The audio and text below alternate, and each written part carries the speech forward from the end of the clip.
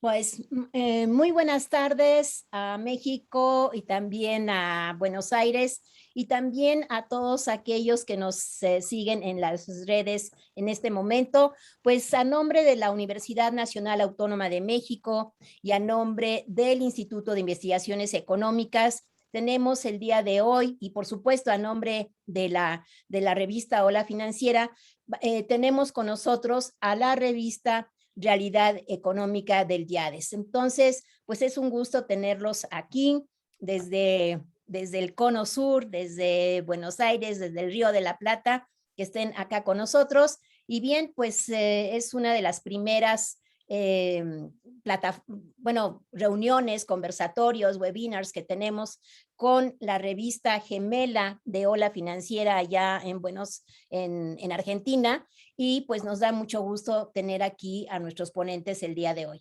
Entonces, pues yo le doy a la doctora Marisa Duarte la palabra, directora de la revista Realidad Económica. Por favor, Marisa.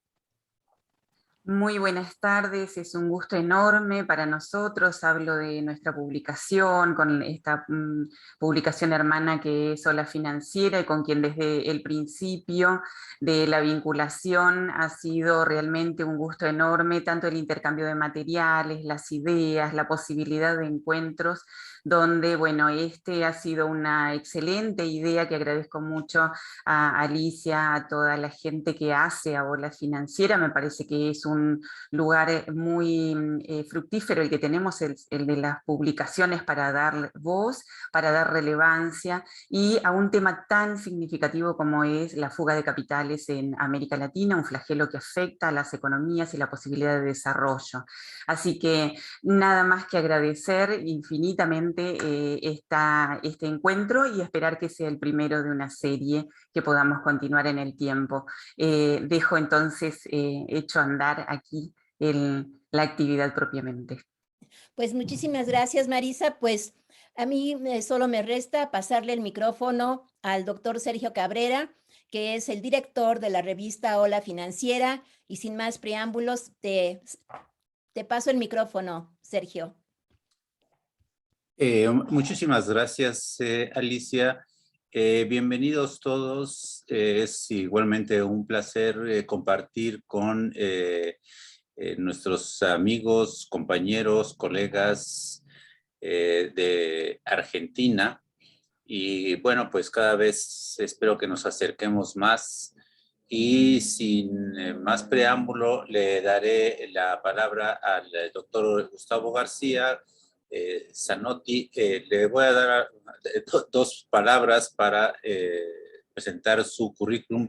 Él es doctor en Desarrollo Económico de la Universidad Nacional de Quilmes. Muy bienvenido, doctor Gustavo, y becario postdoctoral del Consejo Nacional de Investigaciones Científicas y Técnicas, autor del artículo Estrategias de acumulación de empresas multinacionales del sector oleaginoso en Argentina durante el nuevo milenio 2001-2015, publicado en nuestra revista hermana Realidad Económica. Estimado Gustavo, pues no hay más que darte la palabra para que nos ilustres sobre este tema. Muchísimas gracias. Adelante, Gustavo. Bueno, muchas gracias por la presentación, gracias por la invitación. La verdad que es un placer estar y compartir con todos ustedes el trabajo. Lo que voy a presentar efectivamente, ahí me imagino que lo deben estar viendo, es el resultado de la investigación, parte de la investigación doctoral, que bueno, derivó en un artículo y que se publicó recientemente en la revista de Realidad Económica.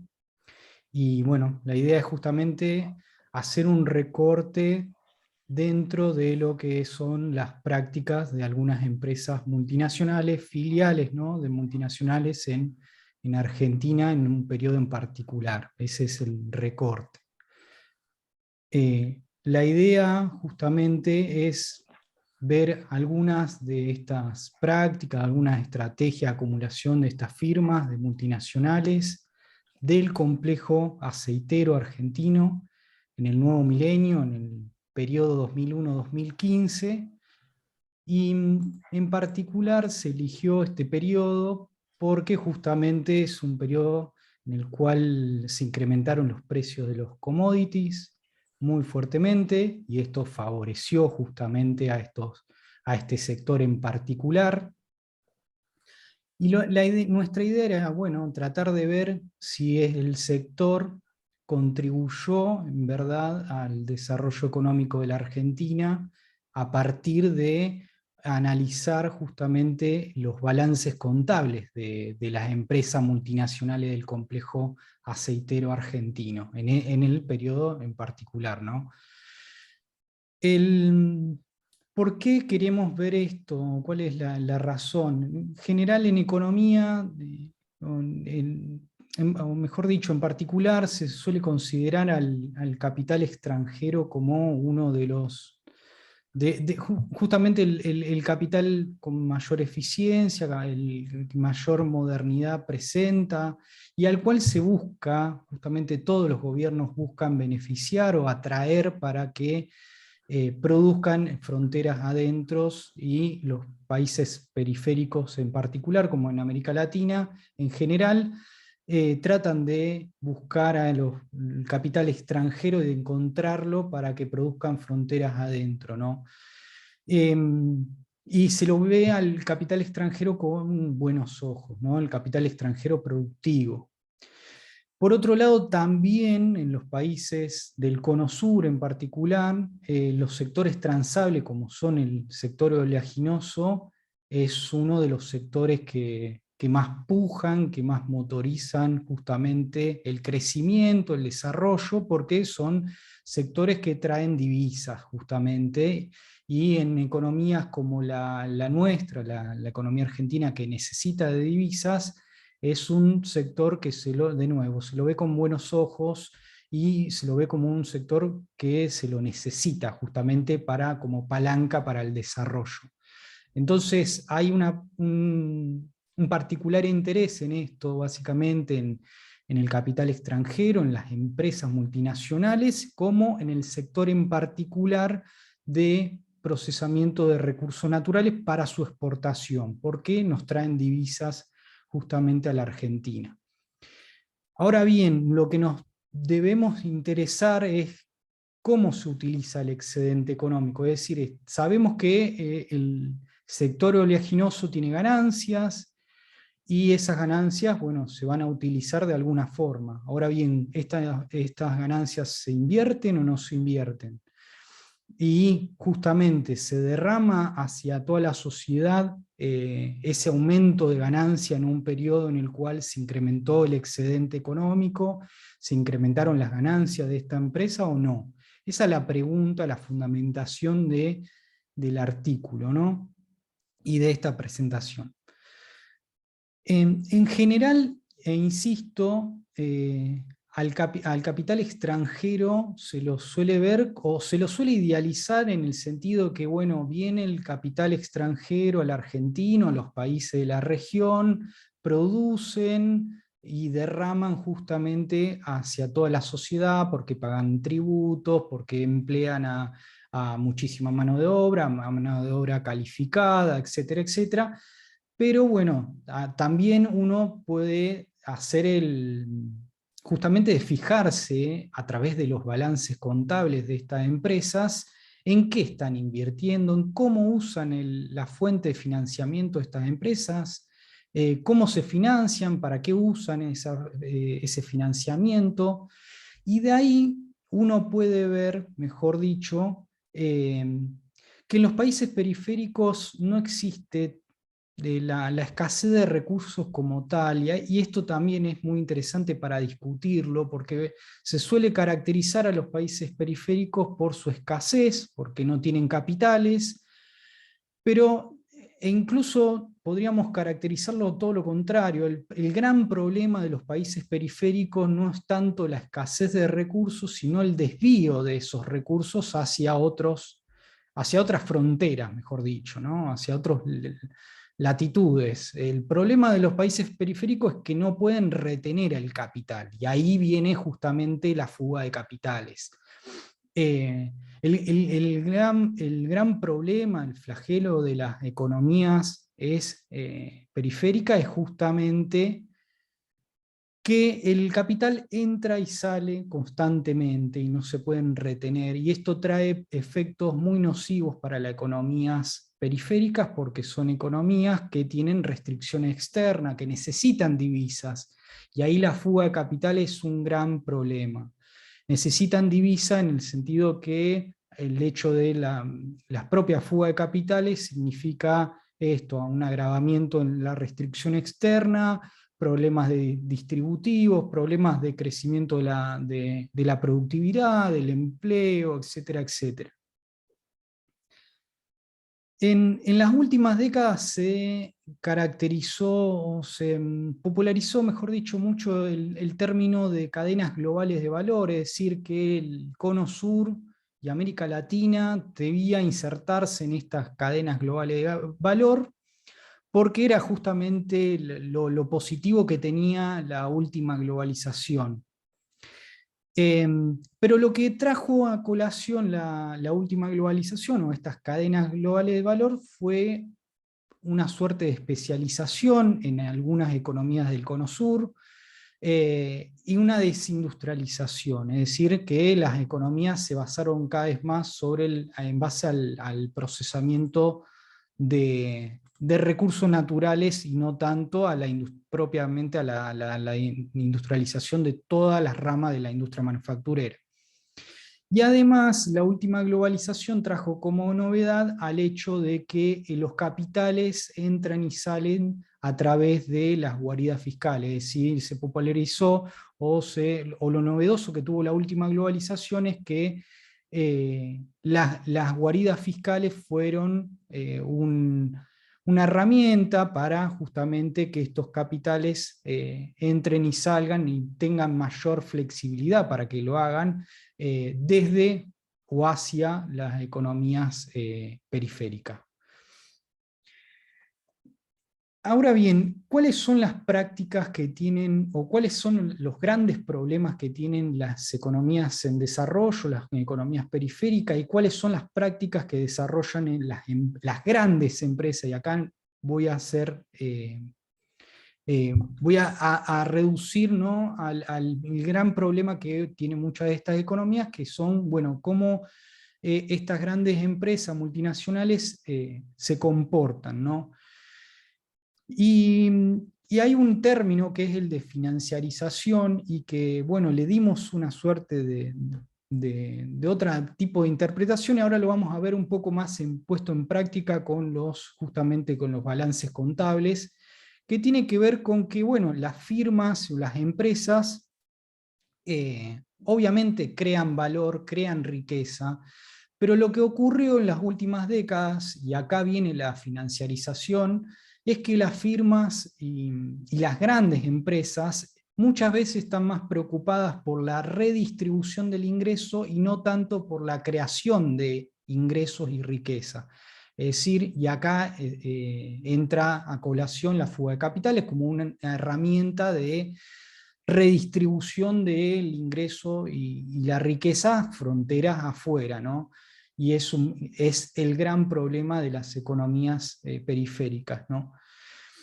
¿Cuáles son esas prácticas que permiten la redistribución del ingreso? Bueno, son un montón, acá yo no me voy a detener, pero y en la presentación vamos a ver algunas nada más, pero la idea es justamente identificar, o la idea en mi investigación es identificar justamente todas esas prácticas que tienen como objetivo redistribuir el ingreso y la riqueza, y no tanto la creación de riqueza o de nuevo valor, ¿no? Bien, ahora vamos a meternos un poco más en el tema de la metodología. Y la metodología propuesta tiene a los balances contables en el eje, es decir, nuestra fuente de información son los balances contables, y la idea nuestra es justamente tener una mirada distinta de los balances contables, es decir, bueno, ¿cómo hacemos nosotros economistas para verlo a los balances, o interpretar a los balances contables desde la economía para el desarrollo, desde la economía política, es decir, desde entendiendo a las empresas, a las grandes empresas como un protagonista dentro de las economías periféricas, que tienen un grado justamente o tienen prácticas particulares, específicas, porque son justamente grandes empresas, y como tales tienen muchísimas más herramientas para redistribuir justamente el ingreso. Es decir, las grandes empresas tienen muchísimas más herramientas financieras para llevar a cabo estas prácticas de redistribución del ingreso. Y los balances contables nos muestran eso, básicamente nos muestran cuáles son las fuentes de financiamiento que tienen las empresas y cuál es el destino de ese financiamiento.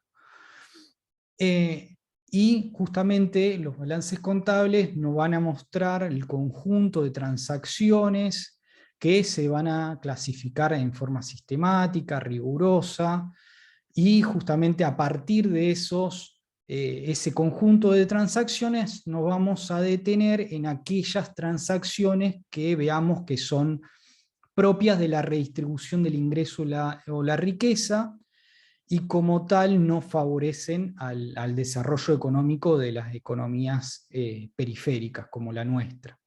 Obviamente que es una propuesta metodológica la que vamos a hacer, no la tienen que ver como algo 100% cerrado si se quiere, sino es eso, es una propuesta únicamente con esta fuente de información, con los balances contables. Puede haber otra fuente de información que son igualmente válidas, pero entiéndanlo de esa forma, ¿no? Como una propuesta, nada más.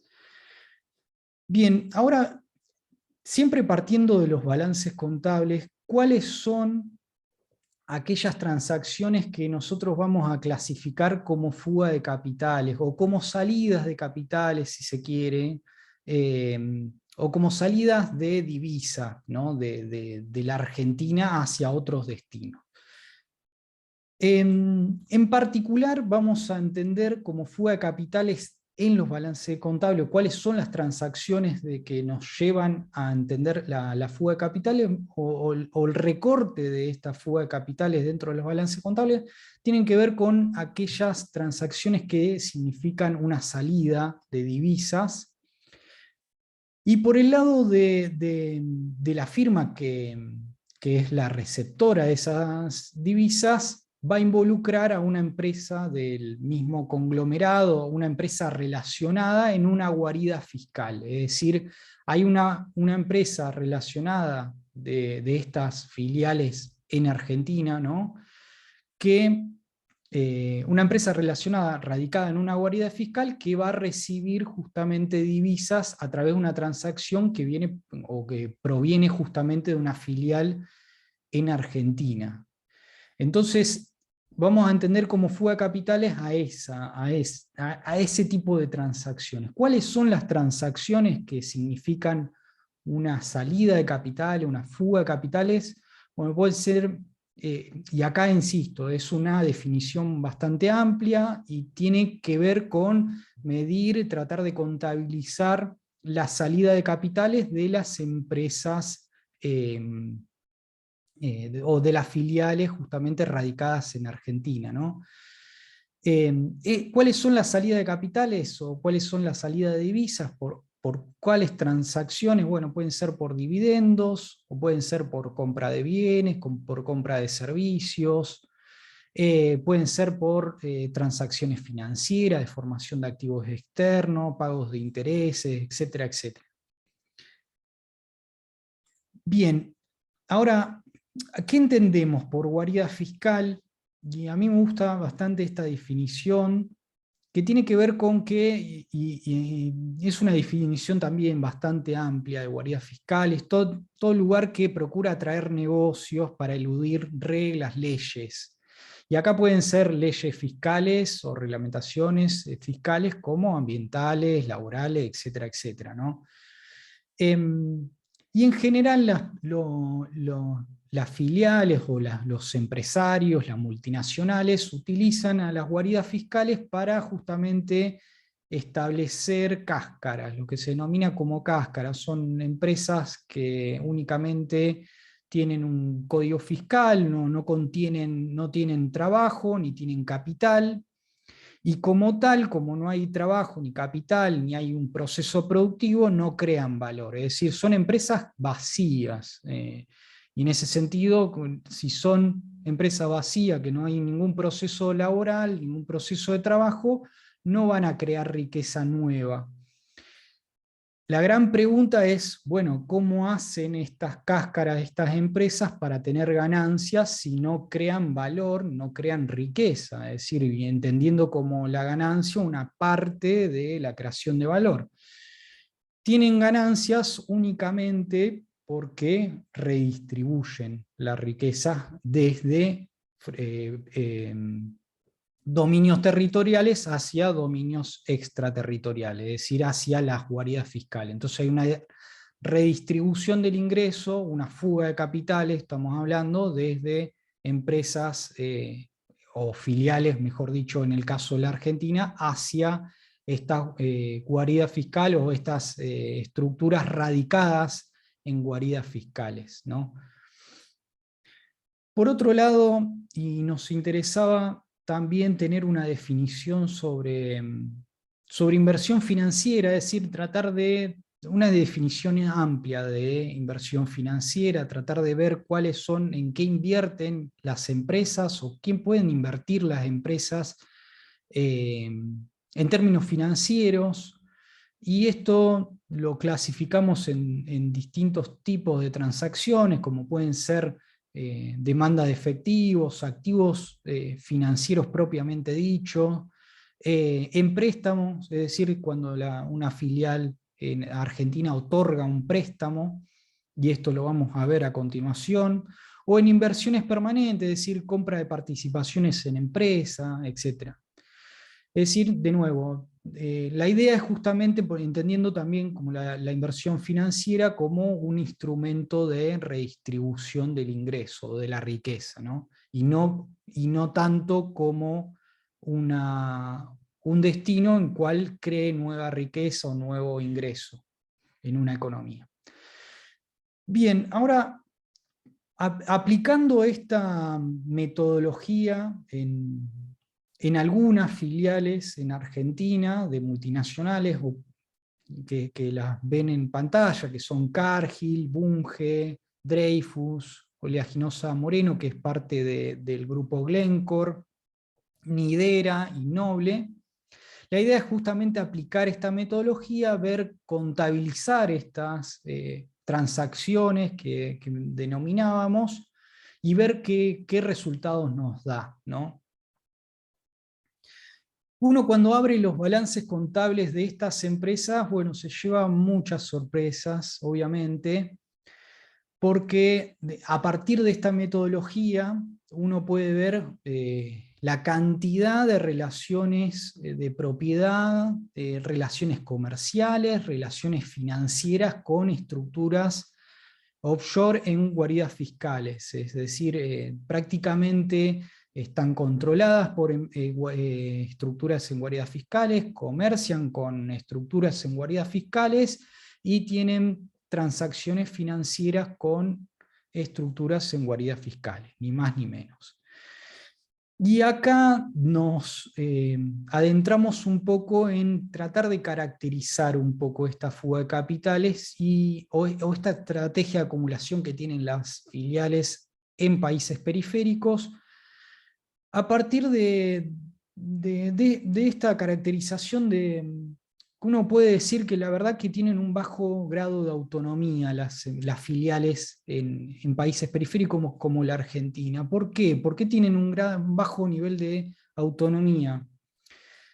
Porque básicamente el financiamiento que reciben estas empresas, de filiales multinacionales, como su destino, es decir, tanto el financiamiento como el destino, está enteramente determinado por estas estructuras en guaridas fiscales, porque reciben préstamos de estas estructuras en guaridas fiscales y porque y ahora a posteriori vamos a ver justamente las transacciones y la salida de capitales, porque justamente ese destino involucra también a las estructuras en guaridas fiscales, ¿no? En lo que respecta a las inversiones financieras, es verdad que hay, y ahora lo vamos a ver con más detalle, se produjeron algunas inversiones financieras en un momento de expansión productiva y comercial de las firmas, de estas firmas. Muchas veces a través, o en los primeros años del nuevo milenio, a través de la creación de muchas empresas financieras, es decir, estas filiales en Argentina crearon empresas financieras y destinaron justamente parte del excedente en activos financieros. A su vez, parte de las inversiones financieras que hicieron estas filiales argentinas de multinacionales tuvo que ver con préstamos intrafirmas hacia estructuras relacionadas en guaridas fiscales, es decir, que las filiales en Argentina le dieron, o mejor dicho, otorgaron préstamos a estructuras offshore en guaridas fiscales.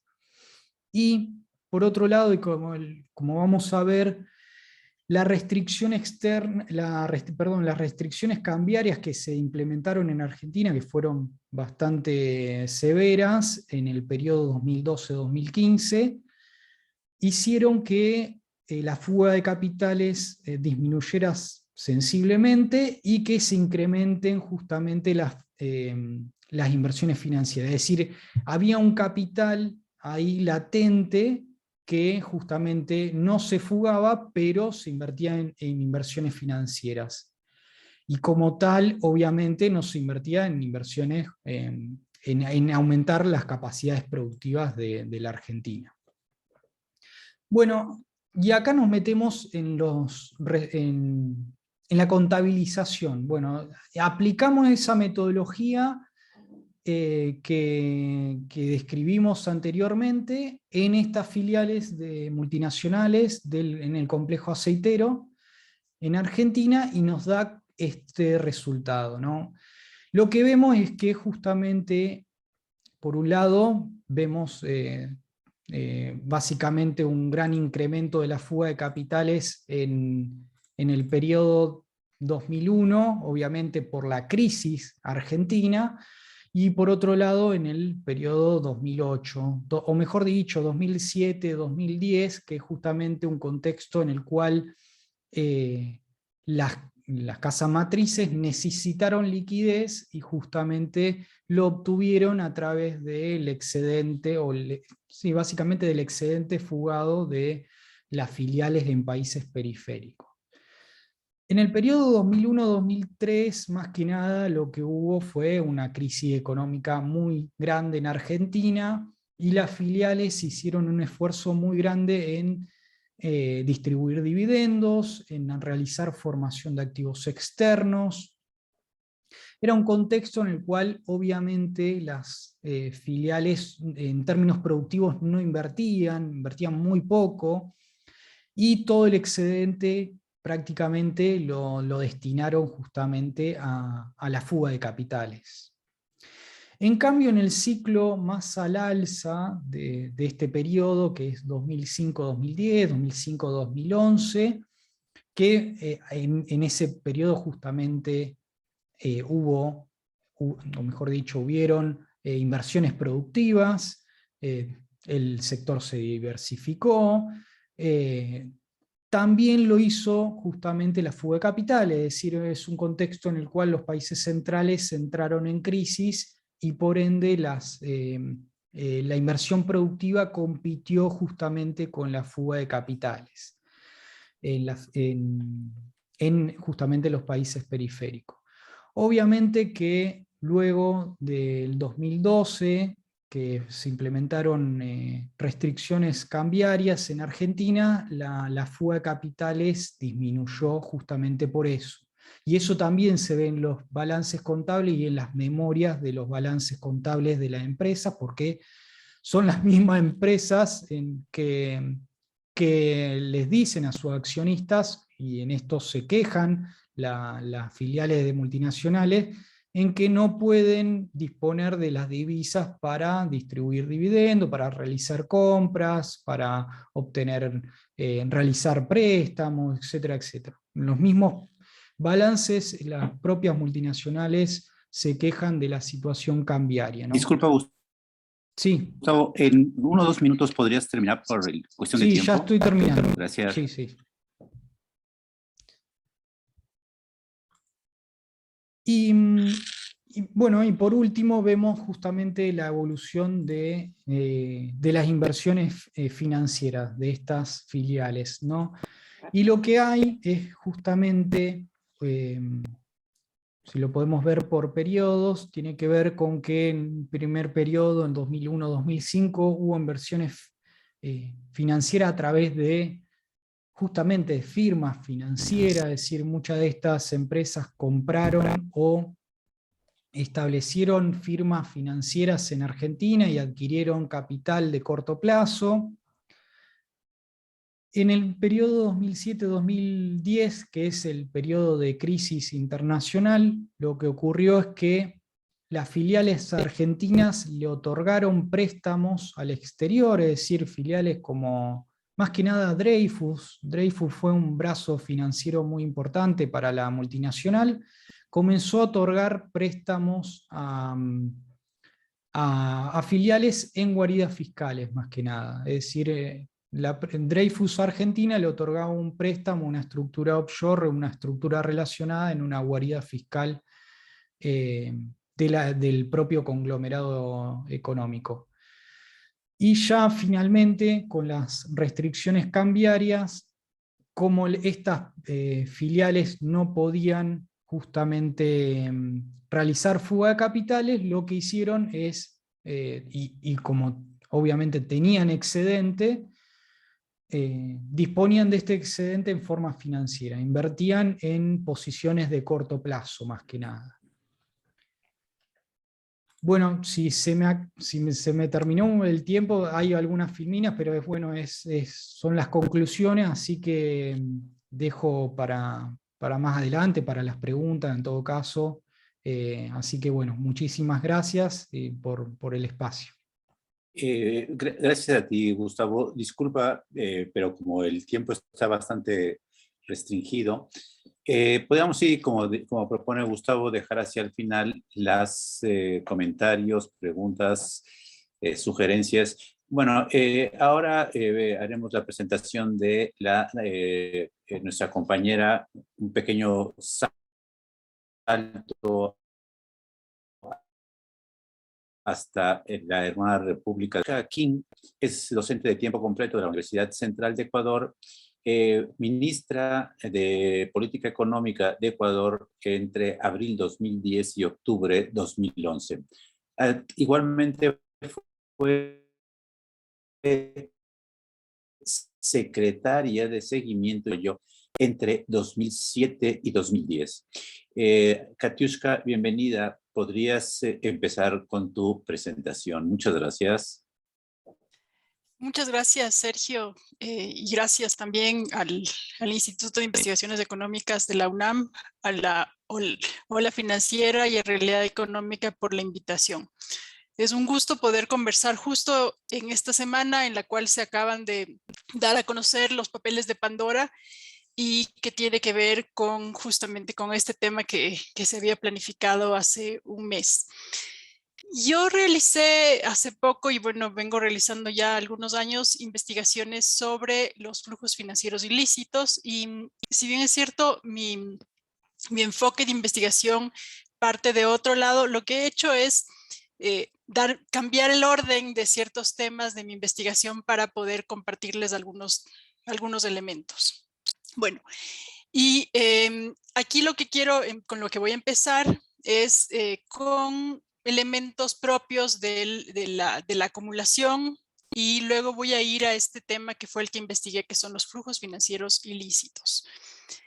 La acumulación de capitales es un fenómeno propio del capitalismo y vamos a ver algunos datos de América Latina. Mi investigación la realicé en América Latina. Este es el patrimonio de las personas como su nombre lo indica, o valga la redundancia, personas de alto patrimonio, desde el 2000 hasta el 2016. Y lo que yo encontré es que había una reducción en el 2016 y había también una reducción no solo en valores absolutos, sino también en valores relativos en relación a la riqueza del mundo.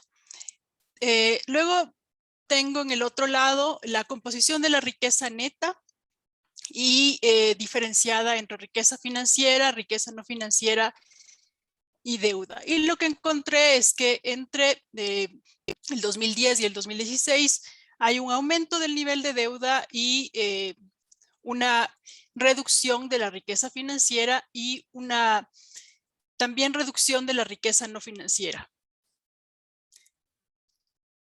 Cuando entro a analizar cómo se invierten estos recursos, me encuentro con los destinos financieros de las personas de alto patrimonio y encuentro que existe un cambio en la composición entre el 2013 y el 2016. Y básicamente lo que sucede es que la composición de bienes raíces se reduce, inversiones alternativas aumenta, acciones aumenta desde el 2013, se mantiene en los últimos 2 años, efectivo y equivalente se reduce y las inversiones en renta fija aumentan. Lo importante aquí es mirar esto que sucede con las inversiones alternativas, porque lo voy a explicar con la variación del tipo de cambio. En esta variación de tipo de cambio lo que tenemos es lo que ha sucedido entre el 2010 y el 2016, y un aumento quiere decir que el valor del dólar requiere más moneda local, es decir, un aumento implica una depreciación de la moneda.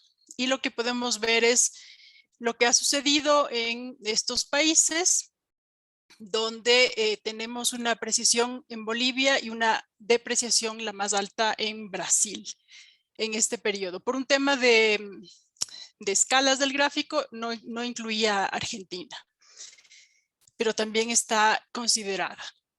Y luego tengo la variación de la riqueza financiera y no financiera relacionada con las variaciones del tipo de cambio para estos países. Y lo que encuentro es que existe una relación entre esta variación de la riqueza, que como ya les comenté en este periodo se reduce, y la variación del tipo de cambio. Y más allá de entrar a algunas explicaciones que tienen que ver con esto, yo me fijé en una variable que habla de la cobertura y riesgos, que son los derivados de tipo de cambio. Este es el volumen anual negociado de derivados de tipo de cambio extrabursátil desde 1998 al 2016 para los países para los cuales existe esta información. Y lo que se puede encontrar es que efectivamente hay un cambio en la composición de estos instrumentos, que en principio se supone que deberían cubrir por cualquier cambio en las variaciones del tipo de cambio. Sin embargo, lo que encuentro es que estas coberturas no fueron suficientes para evitar la pérdida de patrimonio. También los derivados de tipo de cambio lo que hacen es que prevén la volatilidad del tipo de cambio, pero en este caso se ve que esto no redujo la volatilidad, y como todos sabemos, en el momento en que tenemos alta volatilidad del tipo de cambio, esto hace que la política económica sea cada vez más difícil de manejar. Y también vemos que dentro de esto existe una demanda de moneda extranjera como mecanismo de refugio de parte de las élites económicas y clases medias altas.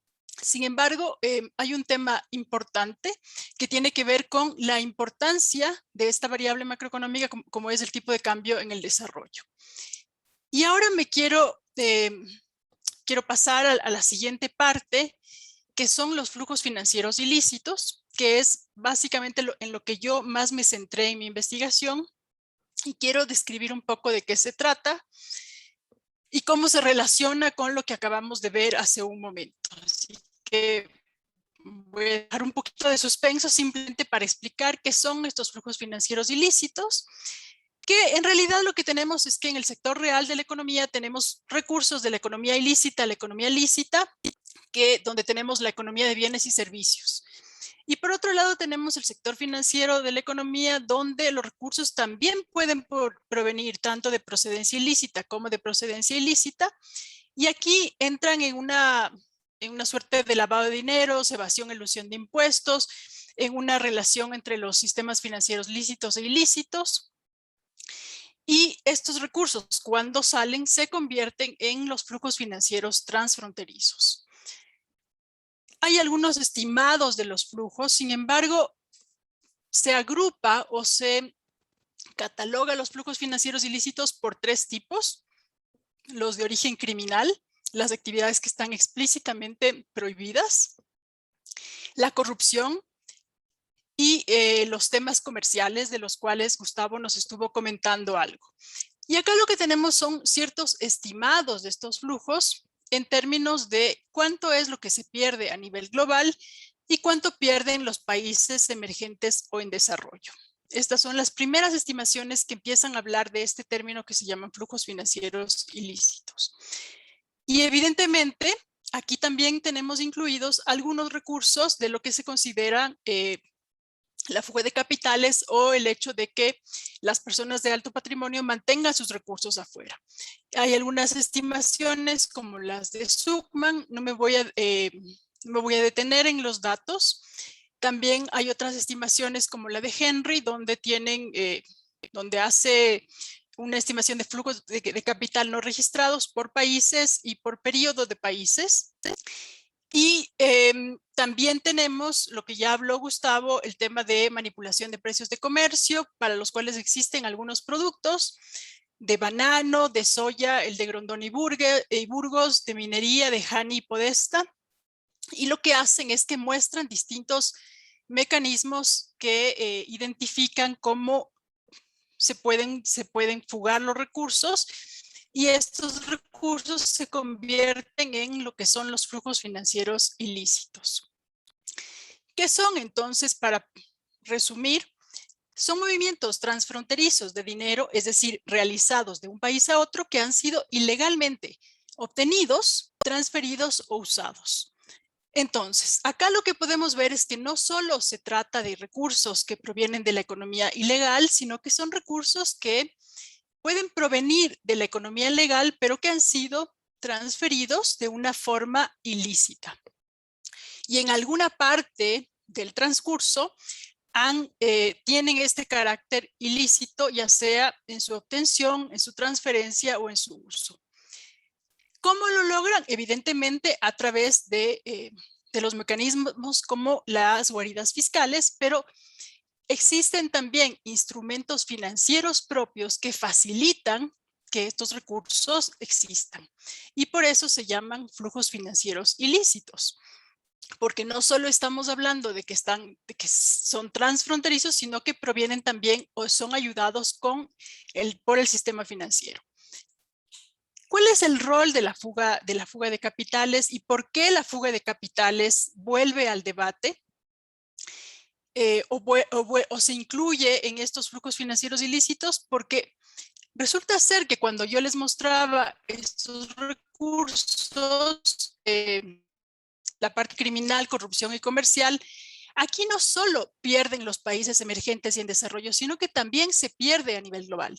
Y esto hace que se vuelva a poner este tema en la mesa de discusión, porque sobre todo las empresas multinacionales hacen eventos de elusión y evasión de impuestos de una forma tan grosera que no solo pierden los países emergentes, sino que pierden los países ricos de donde provienen estas empresas.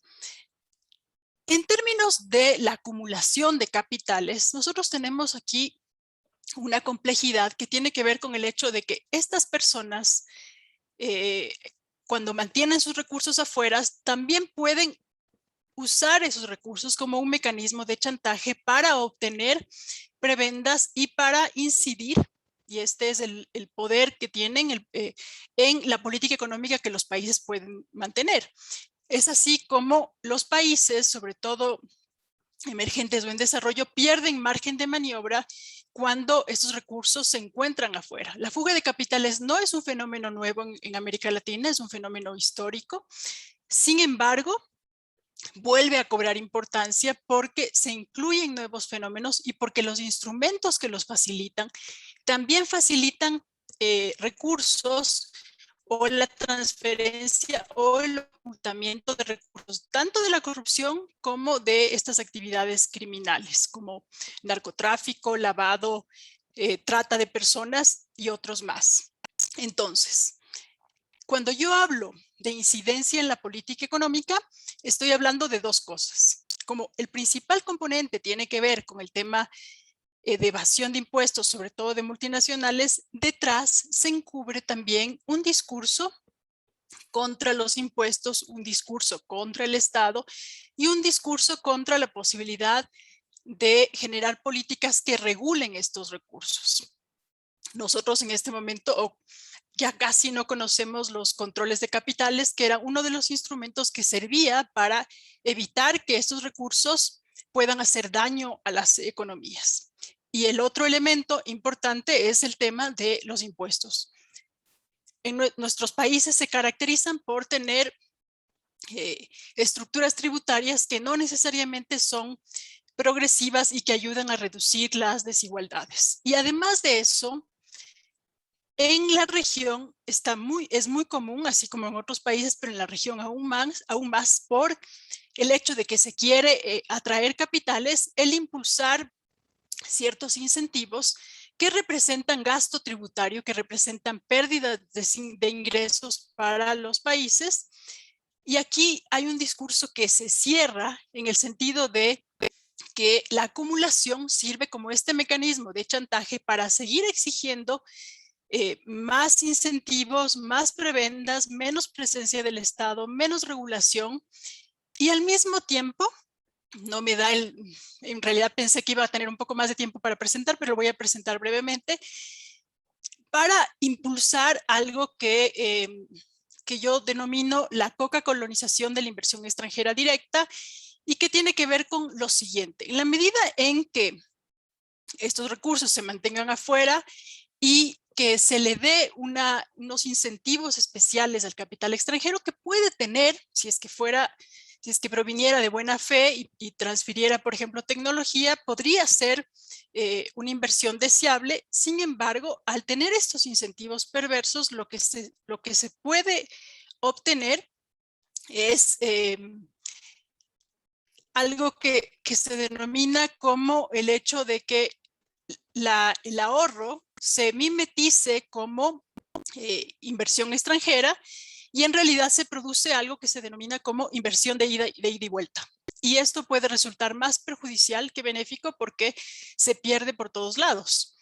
Entonces, acá el tema de la inversión extranjera directa y la coca-colonización del ahorro tiene una incidencia importante porque pone en riesgo cualquier posibilidad de realizar políticas e incluso de contar o de revertir esta tendencia que tienen nuestros países de desigualdad en términos de los tributos. Ok. No me voy a detener mucho más porque más bien quisiera como pasar al tema de la discusión y quisiera referirme al último punto, que también, bueno, es algo que salió hace poco y es Ecuador y los Pandora Papers. Y la pregunta es, bueno, cuando hablamos de guaridas fiscales, cuando hablamos de paraísos fiscales, ¿de qué países estamos hablando?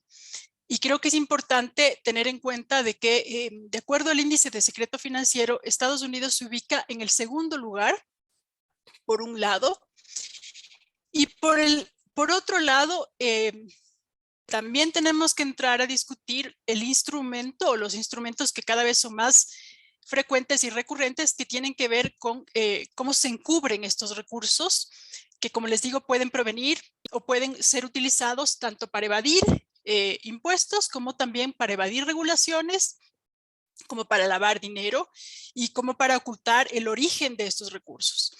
Y un fideicomiso es un instrumento que, si bien tiene fines específicos, también puede permitir o hacer que otras personas, es decir, que ocurran eventos de testaferros en los cuales se utilice el fideicomiso para el uso de estos recursos, pero al mismo tiempo se mantiene el control sobre los mismos.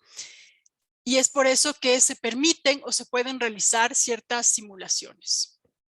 En el caso del Ecuador hay un evento específico en Dakota del Sur, que es uno de los países, uno de los estados de Estados Unidos que justamente no tiene o tiene una estructura tributaria muy laxa y que facilita la posibilidad de registrar fideicomisos, sobre todo para relaciones matrimoniales, de tal manera que incluso qué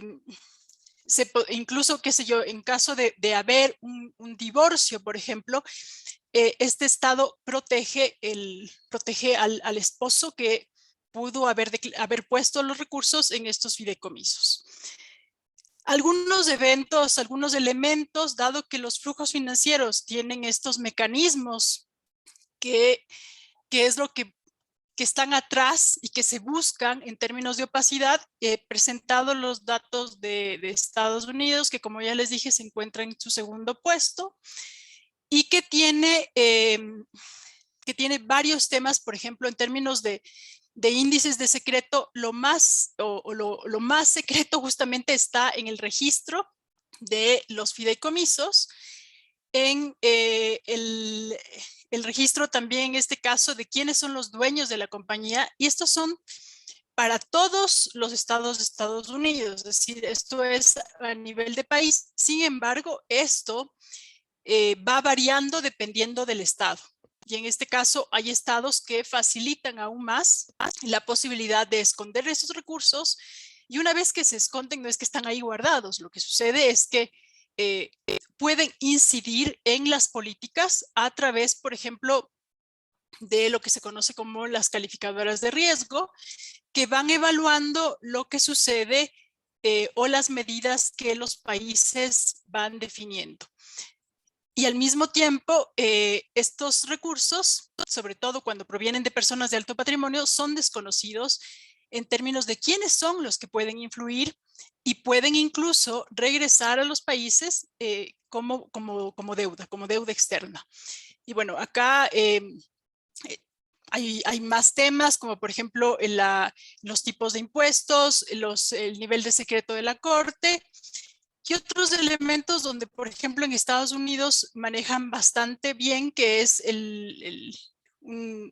los impuestos personales, que básicamente son bastante consistentes y sobre lo cual hay mucho seguimiento en términos de lo que hace el IRS, más no en términos de lo que se registra como impuestos, por ejemplo, de estos fideicomisos.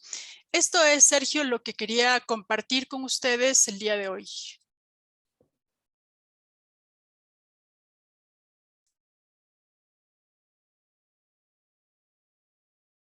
Perdón. Katiuska, muchísimas gracias por ceñirte tan estrictamente al tiempo. Te agradecemos mucho.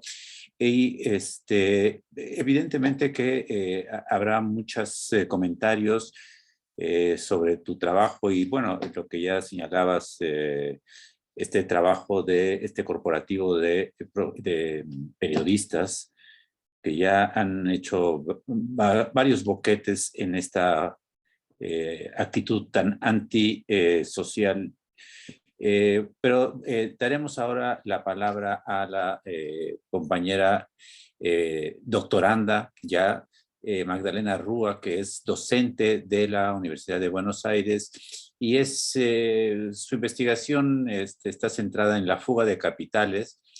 Y también es autora de un texto que se denomina Fuga de Capitales, el papel de los bancos internacionales y en el caso particular, pues el de HSBC.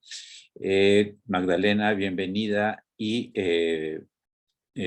puedes empezar tu exposición. Muchas gracias. Bueno, muchas gracias por la invitación.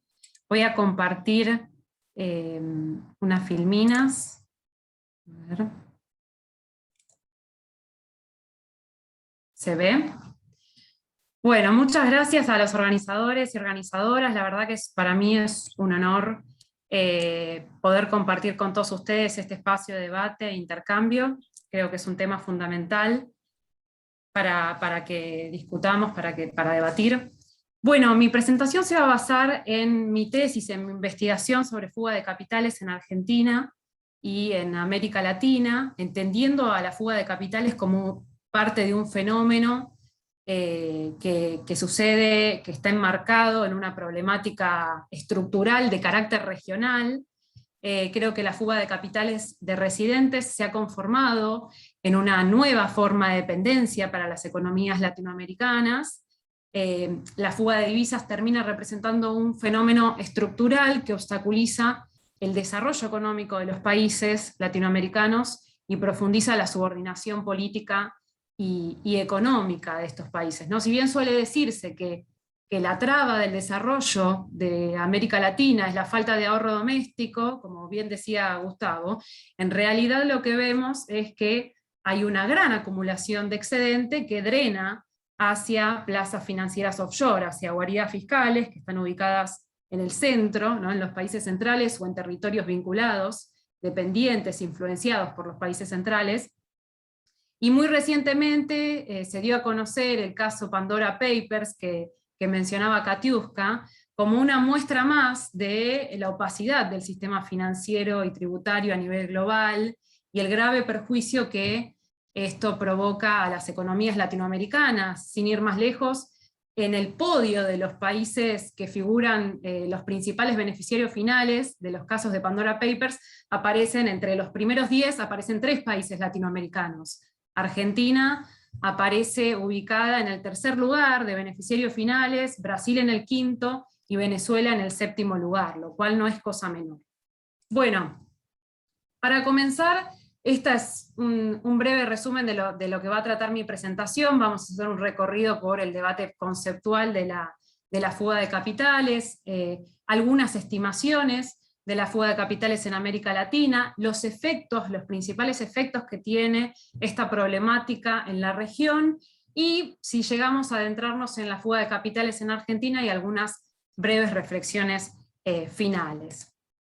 Bueno, comenzando con el debate conceptual, existen distintas visiones acerca de las causas, ¿no?, que motivan la fuga de capitales. Hay algunos que entienden que, hay algunos autores que entienden que la fuga tiene que ver, está originada en una salida anormal, que tiene que ver con crisis económicas, incertidumbre económica. Otros entienden que la fuga de capitales tiene su origen en la inestabilidad política de los países periféricos, de los países en desarrollo, y hay otras visiones que entienden que la fuga forma parte de un modo de acumulación de capital. Yo adhiero a esta última postura, que entienden que la fuga de capitales de América Latina está asociada a la estructura productiva desequilibrada de estas economías, que está asociada a la elevada concentración y extranjerización de la cúpula empresaria, a la internacionalización y de los grupos económicos y a la asimetría del sistema financiero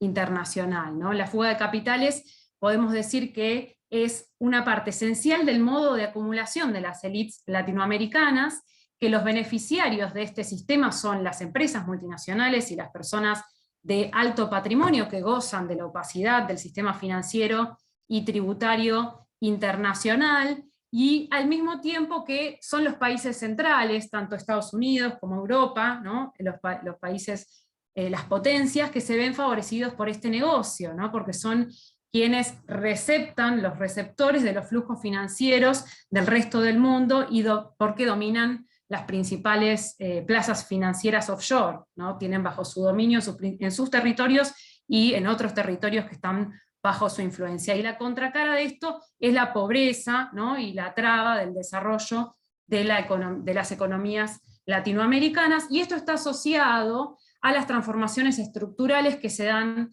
a partir de la década del 70, ¿no? Es allí donde se acentúa esta problemática tan grave de América Latina, con la caída del sistema de Bretton Woods, que da paso a un proceso de mundialización financiera que trajo consigo la caída de Bretton Woods, trajo consigo el orden neoliberal, la política de desregulación y liberalización financiera. Ello acarrió este proceso de mundialización financiera que integró de manera imperfecta los mercados financieros y monetarios nacionales, y tuvo su correlato también en los países de la región, imponiéndose el paradigma de libre movilidad de capitales, apertura de la cuenta financiera y de los controles cambiarios, ¿no? Y así podemos decir que se fue conformando un sistema financiero internacional jerarquizado, altamente jerarquizado, donde Estados Unidos domina el resto de los sistemas financieros nacionales, el centro domina los sistemas financieros de la periferia, y es un sistema sumamente volátil y opaco, donde se consolidan estas guaridas fiscales, estos espacios, estos agujeros negros que receptan los flujos financieros lícitos e ilícitos, ¿no?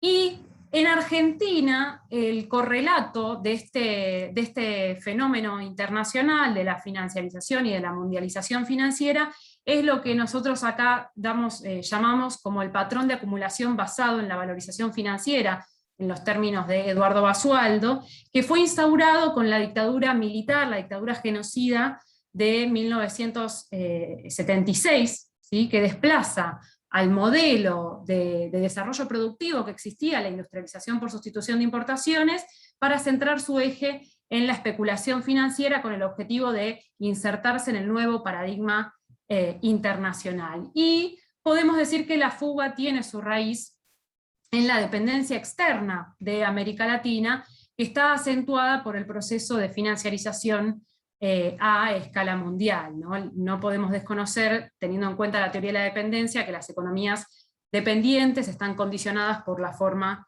de la economía mundial, y la fuga de capitales se ve acentuada por este proceso. Bueno, como concepto de fuga de capitales, tomo en este trabajo un concepto amplio, ¿no?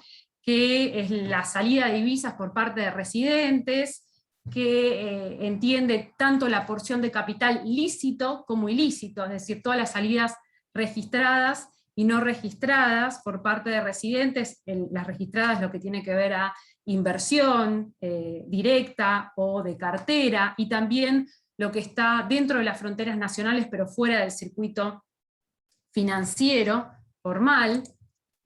Y para ver algunas de las estimaciones de América Latina, me interesaba mostrar este gráfico que muestra la acumulación de la riqueza en América Latina, tomando 8 economías de América Latina. Esto es el stock de fuga de capitales, o sea, la fuga de capitales acumulada desde 1980 hasta el año 2017, mediante el método de medición, que es el método residual de balanza de pagos, que es un método relativamente conservador, que toma, la mayoría son flujos registrados y una pequeña parte de flujos de errores y omisiones, ¿sí? Pero deja por fuera todo lo que tiene que ver con sobrefacturación, subfacturación y precios de transferencia, manipulación de precios.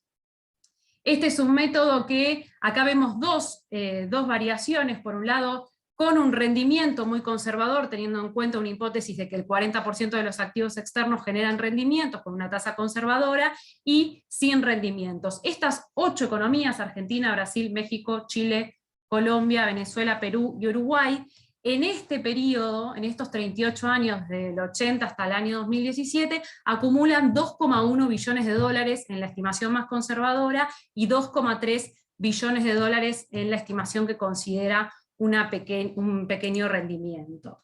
Lo que notamos es que a partir del año 2002, en los últimos años, hay una aceleración de la fuga de capitales en América Latina, ¿sí? Acá se puede ver tanto en términos de producto bruto, la fuga en términos de producto, como en términos nominales. Vemos que hay una clara aceleración de la tendencia de los flujos financieros en este último periodo. Y me interesaba también mostrarle en cada una de estas economías el impacto que tiene, tanto en términos nominales como en términos de producto.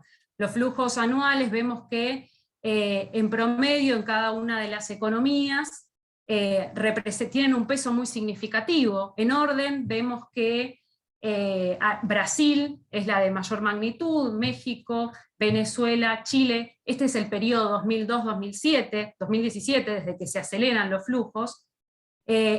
Y Argentina también son los que tienen los mayores niveles en términos nominales, y en términos de producto vemos que Venezuela ocupa el primer lugar, Chile con un 6,3 de su PBI, Argentina, estos son promedios de fuga anual en términos de PBI, Argentina 2,9, México con un promedio del 2,7, Uruguay 2,5, Colombia 2,3, Brasil 1,9 y Perú 1,7. Si bien hay algunos que tienen una preponderancia mayor o niveles más elevados, todos tienen un peso muy significativo de la fuga de capitales, ¿no?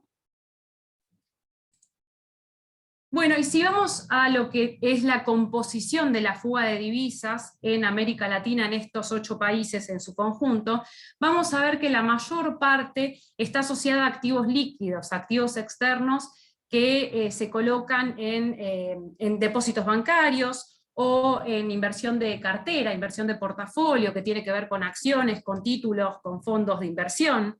Y una parte menor, el 36,2%, está asociado a inversión directa, es decir, participaciones de capital que superan el 10%, participaciones de empresas, inmobiliaria, y un porcentaje no menor asociada a errores y omisiones. Esto podría indicar que hay una gran cantidad de flujos asociados a flujos financieros ilícitos, ¿sí? La persistencia de estos errores y omisiones tan elevados indica que hay salidas asociadas a flujos financieros ilícitos. Y si analizamos particularmente cada una de las economías, vamos a ver que presentan particularidades. Argentina, Venezuela y Perú son los países en donde las inversiones de las personas físicas, de los residentes, perdón, tanto personas físicas como empresas, predominan las inversiones líquidas. En el caso de Uruguay prevalecen las inversiones líquidas, pero también hay algunos años, como 2012 a 2015, que predomina la inversión directa, por lo tanto tiene un comportamiento oscilante. En el caso de Colombia, Brasil, México y Chile, hay una participación predominante de las inversiones en empresas, inversión directa e inmobiliaria, y vamos a ver que resulta llamativa la relevancia en la estimación de los errores y omisiones en el caso de México, lo que puede indicar flujos financieros ilícitos, ¿sí? Acá vemos la predominancia de las inversiones líquidas, que son estas rayitas en diagonal, en Argentina, Venezuela y Perú. En el caso de Uruguay, que es oscilante, su comportamiento, en algunos años predomina la inversión directa, en otros predomina la inversión de cartera, la inversión líquida. Y en los casos de Chile, Colombia y Brasil, el color gris más claro, el gris es el que indica la inversión directa, la inversión en empresas e inmobiliaria, y aquí está el caso de México, donde el color negro indican los errores y omisiones asociados posiblemente a flujos financieros ilícitos. Y cuando vamos a analizar el financiamiento de esta fuga de capitales en América Latina, vemos que a pesar de que hubo en este periodo, sobre todo entre 2013 y 2012, un impulso muy importante de los términos de intercambio favorables, un boom en el precio de los commodities, las cuentas corrientes de estos países fueron deficitarias mayoritariamente, ¿sí? Y esto tiene que ver fundamentalmente con el efecto negativo de los pagos de servicios, de importación de servicios, y los pagos de las rentas de inversión. La cuenta corriente de América Latina es deficitaria sobre todo por estos dos efectos, por los rubros deficitarios de servicios, que tiene que ver sobre todo con la transnacionalización de los grupos económicos locales y las inversiones de capitales extranjeros que generan una salida constante de recursos al exterior por pagos de servicios vinculados, por ejemplo, a know-how, asistencia técnica. Por otro lado, también hay un peso muy relevante del turismo en esta importación de servicios. El peso del turismo y los viajes al exterior es muy significativo, y las rentas de inversión, que tienen que ver con todos los rendimientos generados a los inversionistas del exterior, a los no residentes, que son las utilidades, dividendos e intereses del endeudamiento al exterior, lo que demuestra que la inversión extranjera y el endeudamiento claramente profundiza esta relación de dependencia, porque requiere continuamente salidas al exterior, ¿no?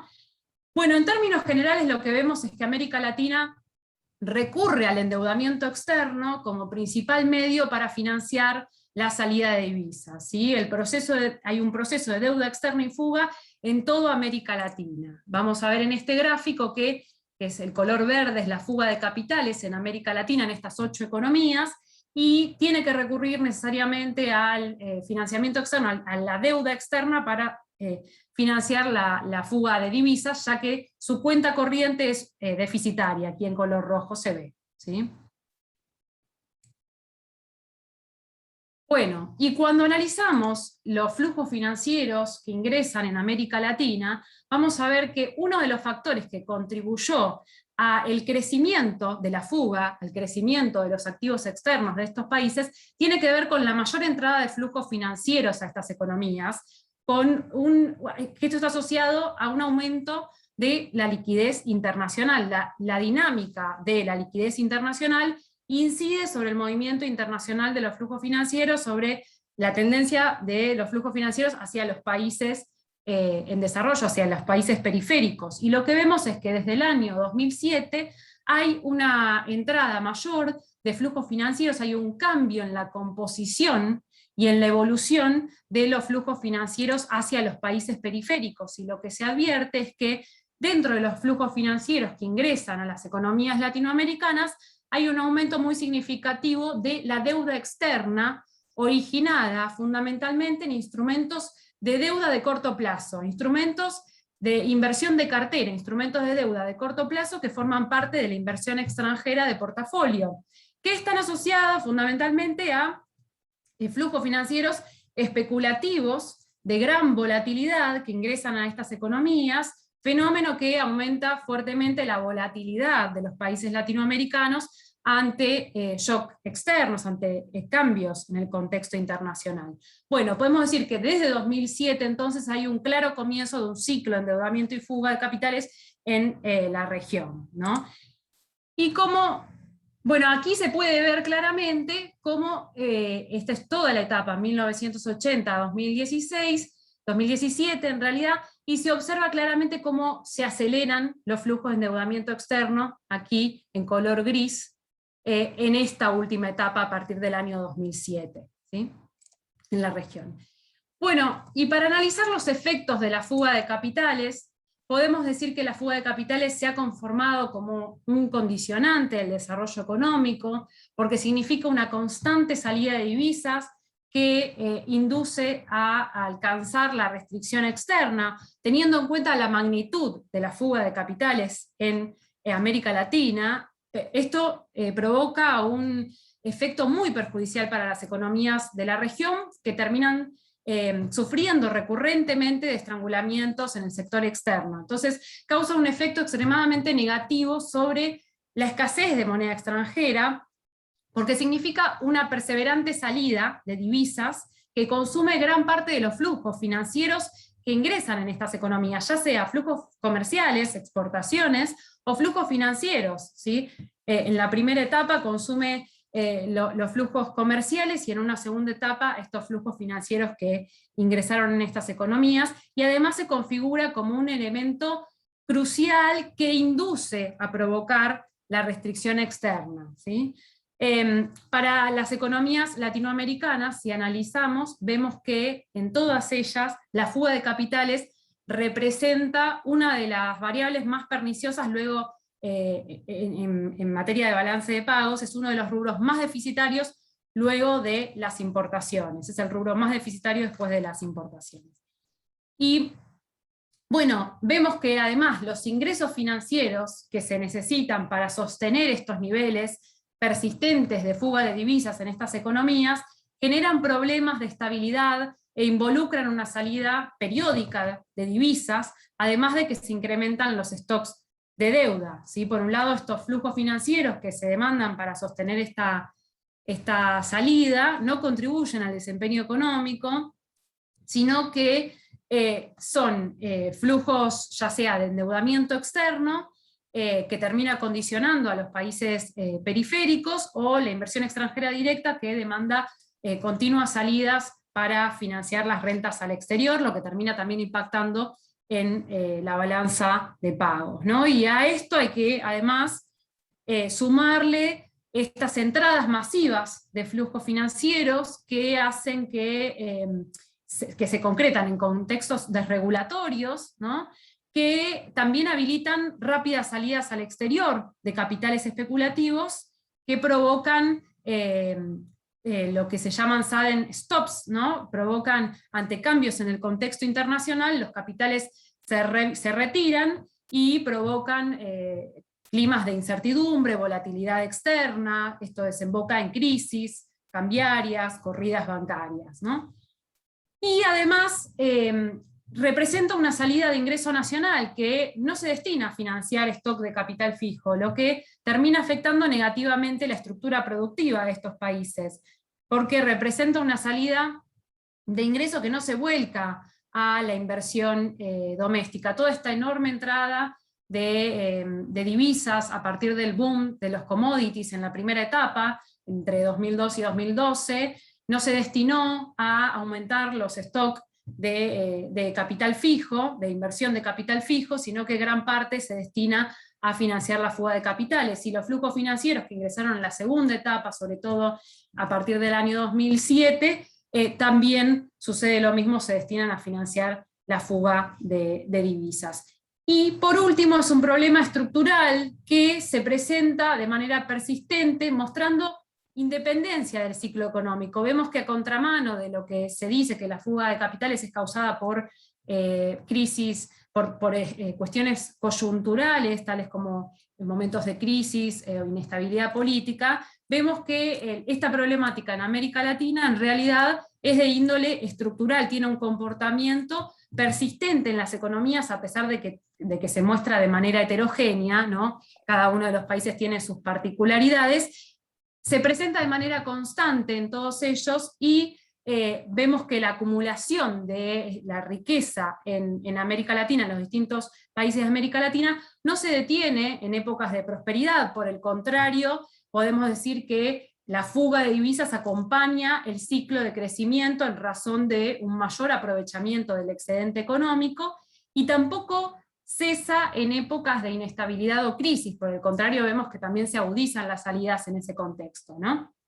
Por lo tanto, es un fenómeno, podemos decir, que se relaciona esencialmente con la estructura económica de estos países de América Latina, con el carácter dependiente de estas economías, con el modo de acumulación de riqueza de las élites y con el patrón de acumulación a escala nacional, local y su relación con el patrón internacional, ¿no? Bueno, si queda un poquito de tiempo, me gustaría solamente mencionar que este proceso en Argentina, este vínculo tan estrecho entre el endeudamiento y la fuga, lo podemos analizar desde la década del 70, con la instauración del patrón de acumulación basado en la valorización financiera, que se instaura con la dictadura cívico-militar en el 76, y que es una relación estrecha entre el endeudamiento y la fuga. Acá podemos ver los promedios anuales de deuda externa y fuga de capitales en distintos periodos, y vemos que tienen comportamientos muy similares la deuda y la fuga en distintas etapas históricas, ¿no? Cuando en el marco de los procesos de acumulación basados en la valorización financiera, ¿no? Tanto en la etapa que va desde el 76 al 2001, como en la etapa que comenzó en el 2016 y terminó en el 2019 con el gobierno de Cambiemos. La fuga de capitales en ese contexto tiene y el endeudamiento externo tienen una relación muy estrecha. La fuga impulsa al endeudamiento externo porque necesita de los recursos que la financien, y al mismo tiempo la fuga posibilita el contexto desregulatorio en el que se da, posibilita el acceso al endeudamiento externo, y ese contexto de desregulación facilita la posterior salida de recursos al exterior. Aquí podemos ver el crecimiento del stock del endeudamiento externo y de la fuga de capitales en la Argentina, ¿sí? Que son dos variables que tienen un comportamiento muy similar desde los 80 hasta hasta el 2001, cuando se agota este patrón de acumulación basado en la valorización financiera.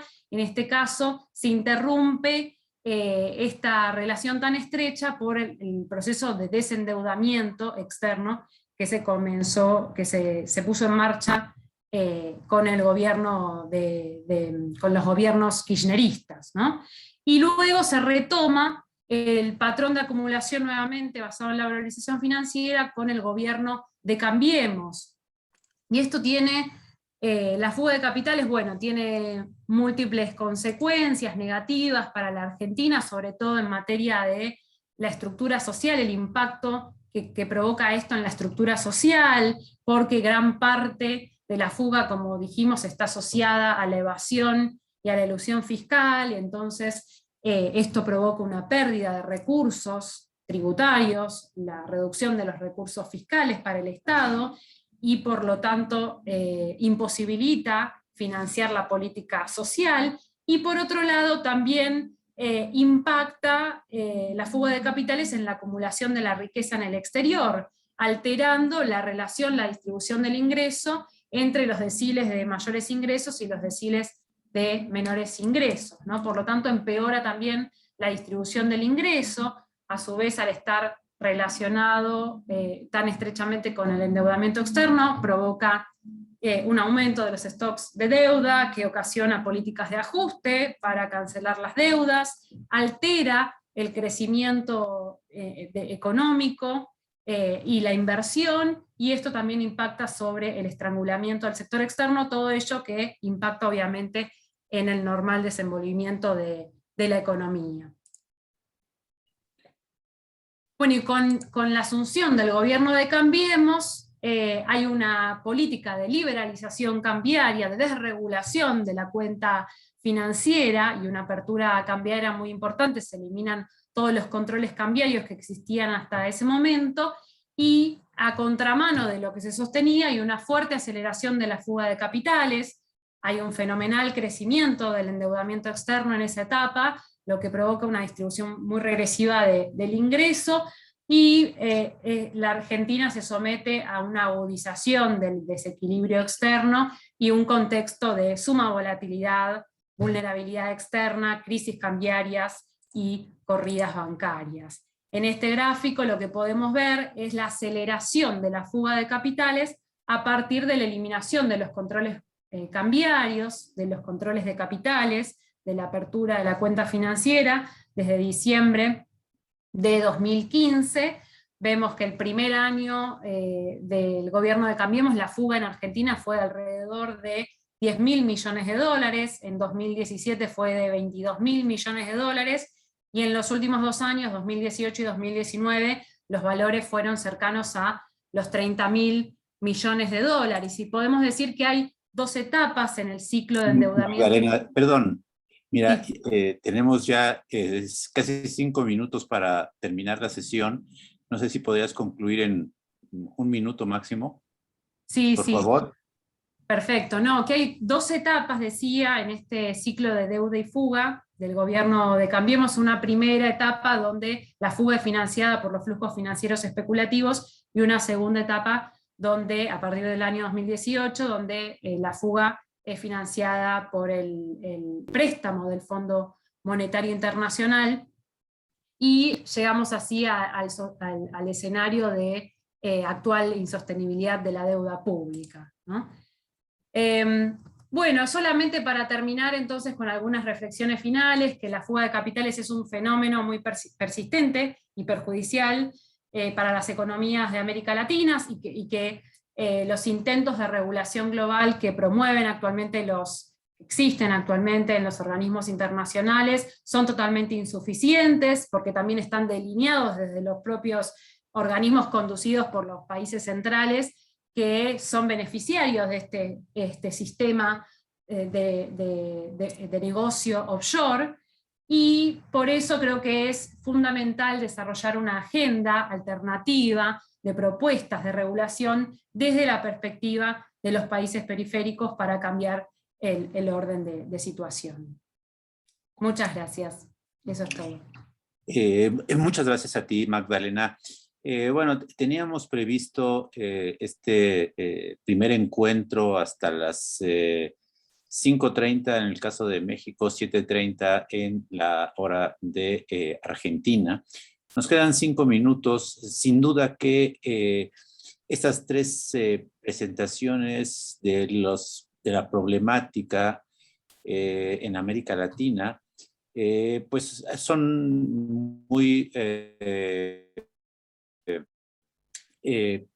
tienen muchas aristas muy completos en 3 visiones que sin duda que se están discutiendo hoy en día el tema de cómo enfrentar en América Latina estas dificultades, estas y otras más que, como ya lo señalaron nuestros ponentes, hay que ver el aspecto estructural, que quizá ahí podemos encontrar que quizá parte de los orígenes de todos estos efectos contemporáneos, todas estas situaciones contemporáneas. Hay algunos comentarios, pero antes de pasar a este tema, a los que están presentes ahorita en esta reunión, no sé si alguien quiera participar, dado que tenemos muy, muy escaso margen de tiempo. Si quisieran hacer alguna pregunta, Mónica, Patricia, Lester, nuestra compañera, ajá. Sí, bueno, a mí me gustaría hacer, yo estuve tomando mis notas, ya llevo no sé cuántas notas aquí en papel, porque realmente han sido muy interesantes las 3 ponencias, pero yo quisiera destacar muy rápidamente lo siguiente. Uno, el papel de Gustavo, el papel de Gustavo me parece excelente porque uno de los puntos que pone en la mesa del debate es el poder de estas empresas oleaginosas, pero no solamente es como el sector agroexportador en Argentina tiene una influencia impresionante en el manejo de la política económica, y recuerdo justo cuando Cristina Kirchner quiso poner retención a estas empresas, inmediatamente, bueno, fue un quilombo lo que pasó. Entonces, ¿cómo poder orientar unas políticas que de alguna manera favorezcan más a mejor distribución del ingreso a través de la política fiscal? El otro ponencia de Katiuska, bueno, realmente ha sido muy impresionante. Los datos que ella maneja, las fuentes que utiliza, el Global Well Report, el World Well Report, y cómo va enlazando toda esta acumulación que hay y el ahorro que hay de ciertos grupos para poder, o sea, sí hay un ahorro, pero que ese ahorro no se pueda canalizar al sector productivo. Y me parece la exposición que hizo de cómo clasifica los flujos financieros ilícitos, es muy interesante. Ahora, esto por supuesto tiene que ver con lo que Basualdo en algún momento comentó, Magdalena, de que es un problema estructural. Entonces, y es un problema estructural que viene de la forma en cómo, si nos vamos hasta cuando a la independencia de los países latinoamericanos, vemos cómo la influencia de los flujos, sobre todo en Argentina, de británicos, y bueno, también en México, británicos y franceses en el siglo XIX, fueron determinantes para ir moldeando pues el proceso de acumulación de capital, pero me parece que ha sido excelente y cómo detener las fugas de capitales. En mi opinión, pues sí, el Pandora Papers es impresionante, más cuando presidentes están allí, y cómo puedes explicar esos fondos que han salido. Pero yo insisto, mucho de esto tiene que ver creo que yo estoy de acuerdo con la ponencia de Basualdo, ¿verdad? En que es un problema estructural, es un problema de los grandes grupos, es un problema también de los partidos políticos que no logran realmente generar una reforma fiscal y no logran dar las condiciones de certidumbre, no solamente para el sector privado, o sea, yo creo que el sector privado tampoco lo podemos ver como el horror, o sea, ¿no? Es parte de estas economías, pero también es también parte de cómo se ha ido desregulando las inversiones del sector público. Yo por mí, bueno, me gustaría seguir aquí, creo que ha sido excelente. Fueron excelentes, quizás debimos haberle dedicado a cada uno de nuestros invitados pues más de 1 hora. Bien, pues por mí sería todo y pues muchísimas Alicia, quizá gracias. como ha sido, me parece a mí, mucho material para intercambiar opiniones, intercambiar nuestras propias investigaciones, creo que pronto deberíamos de organizar otro evento, como dices, más dosificado y pues como el tiempo se nos está agotando, me parece que nuestra compañera y colega Marisa Duarte quizá quisiera decir algunas palabras. Sí, bueno, coincido, no sé si se está escuchando bien. Sí. Perfecto. Coincido con la impresión que tenemos todos, estamos frente a trabajos excelentes de investigación, cada uno con una impronta. Me parece que con una complementariedad desde las distintas perspectivas, pero que permiten ver, por un lado, la operatoria de las empresas, que nos mostraba Gustavo, tiene momentos álgidos en la fuga de capitales, pero también a nivel de los países como una cosa constante, digamos, que no atraviesa solamente a la empresa, sino que es una lógica de comportamiento de los sectores dominantes, que después responsabilizan a los sectores trabajadores de las incapacidades del modelo, ¿no?, de desarrollo y de estas frustraciones, y las vuelcan sobre los propios gobiernos, aún de los gobiernos que intentan luchar contra estos mecanismos perversos.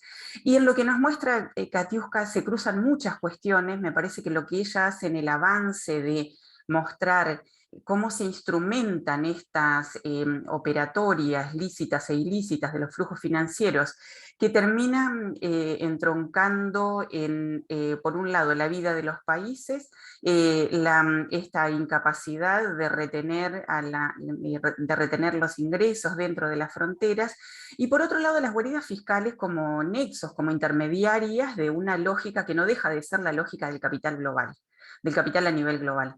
Entonces, a mí me parece que para no quedarnos también con esta sensación de empezar un debate que no vamos a poder concretar porque estamos hacia el cierre, me parece que este puede ser una especie de primer abrir la caja de Pandora, la buena caja de Pandora, como para pensar una secuencia de encuentros donde podamos abordar específicamente cada uno de estos temas, porque me parece que estamos frente a excelentes investigadores, a un público que me parece compartir con muchísimos las opiniones que hemos recibido. Un poco por eso también planteábamos este encuentro, que se pueda, digamos, ampliar la voz desde nuestras publicaciones y los medios que tenemos para compartirlos. Es un grupo fantástico, así que creo que podemos plantearnos una conversación más tranquila de cada uno de los temas, con una agenda en la medida en que podamos. Si ustedes están de acuerdo, vamos cerrando este primer encuentro. Yo lo celebro, agradezco muchísimo al Instituto de Investigaciones Económicas, a la Universidad Nacional Autónoma de México, y a todas quienes están aquí presentes, por supuesto a los expositores, colegas entrañables, así que doblemente agradecidos. Y nosotros los que estamos en los que tenemos la tarea de organizar esta red así un poco latente que tenemos, pero que siempre está, vamos a tomar la responsabilidad de ir generando una agenda donde podamos compartir. Y están invitados todos, también quienes no han participado activamente, quienes no han podido, también por la escasez de tiempo, hablar en este primer encuentro, a comunicarse con nosotros. Los correos institucionales del IADE están activos, digamos, así que tanto a la revista como al instituto, supongo lo mismo sobre el instituto y Ola Financiera y demás, así que comuniquémonos para generar esta agenda. Bienvenidas las sugerencias, bienvenida la participación de todos ustedes, así que ya mismo iniciamos la grilla y vamos a ir conversando con cada uno de ustedes para ver de qué manera le damos forma. Muy bien, muchísimas gracias, Marisa. Otro sitio donde también habría que tomar en cuenta es Redefin, que ahí también estamos colaborando de manera conjunta. Y lo que, como dice Marisa, hay muchas preguntas, hay mucho material para poder conversar en siguientes ocasiones. Quisiéramos también dar las gracias al apoyo logístico, tanto de Mónica Meireles como de Jesús Sosa, como de los compañeros que gracias a ellos también se está llevando esta transmisión del instituto. Bueno, y a todos los participantes como asistentes en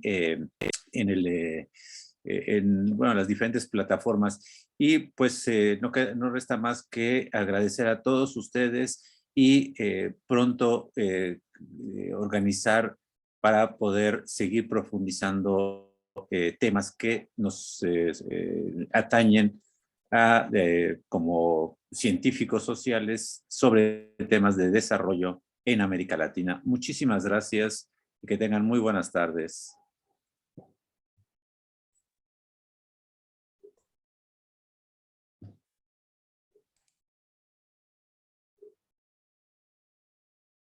Ay, creo que nos Muchas hemos